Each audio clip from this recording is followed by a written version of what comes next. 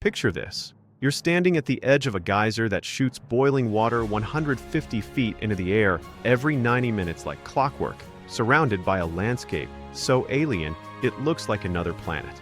But here's what nobody tells you about Yellowstone.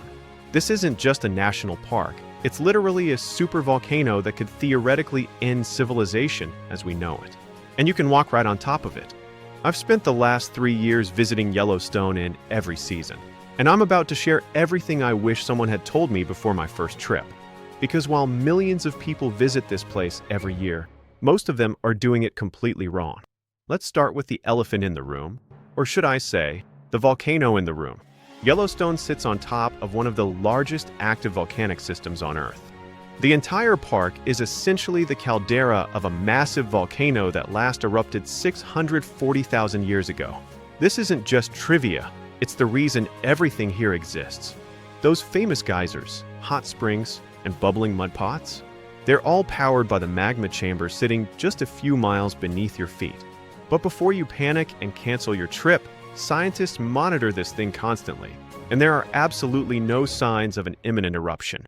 What you should worry about instead is planning your visit properly, because timing is everything at Yellowstone.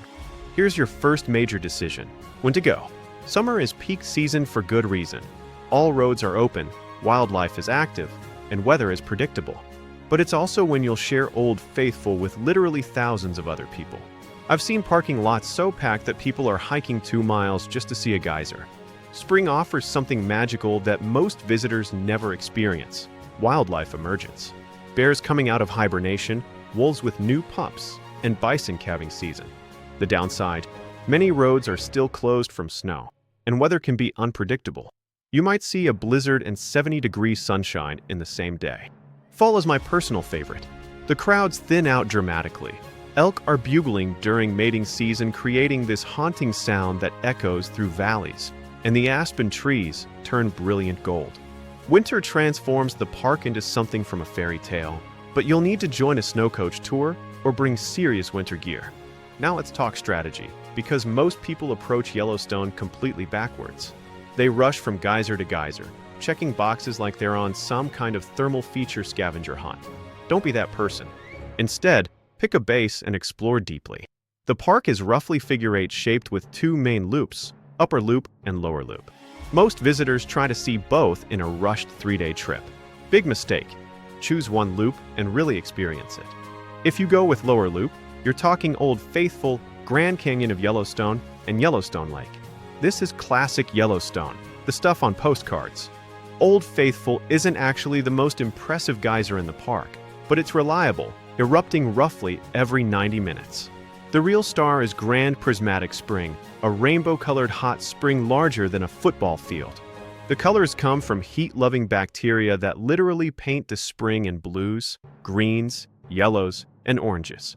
Upper Loop gives you Mammoth Hot Springs, Tower Falls, and Lamar Valley.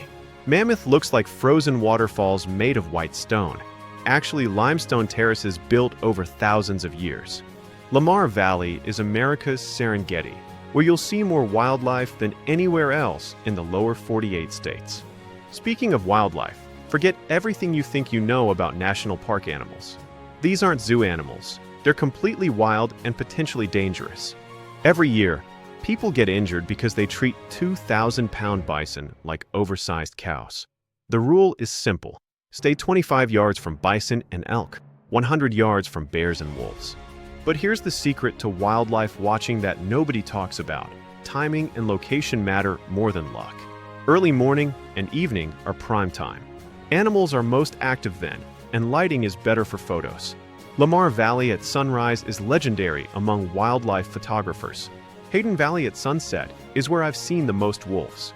For accommodations, you have 2 main options: inside the park or outside. Inside the park, hotels book up a year in advance, but you'll wake up to elk outside your window. Outside the park in towns like West Yellowstone or Jackson, you'll have more options, but add significant driving time. Here's something most guides won't tell you. Some of the best experiences in Yellowstone aren't the famous attractions. The Grand Canyon of Yellowstone has multiple viewpoints, but Artist Point gets all the attention. Meanwhile, Uncle Tom's Trail takes you down into the canyon for a completely different perspective. It's steep and challenging, but you'll practically have the lower falls to yourself. Similarly, everyone photographs Old Faithful from the benches, but if you hike even 200 yards up the hill behind it, you'll get shots without crowds and better perspective on the surrounding thermal features. The key to Yellowstone is understanding that it's not just a place to visit. It's an ecosystem to experience. Slow down, pick fewer destinations, and spend more time really observing. Watch how the geothermal features change throughout the day.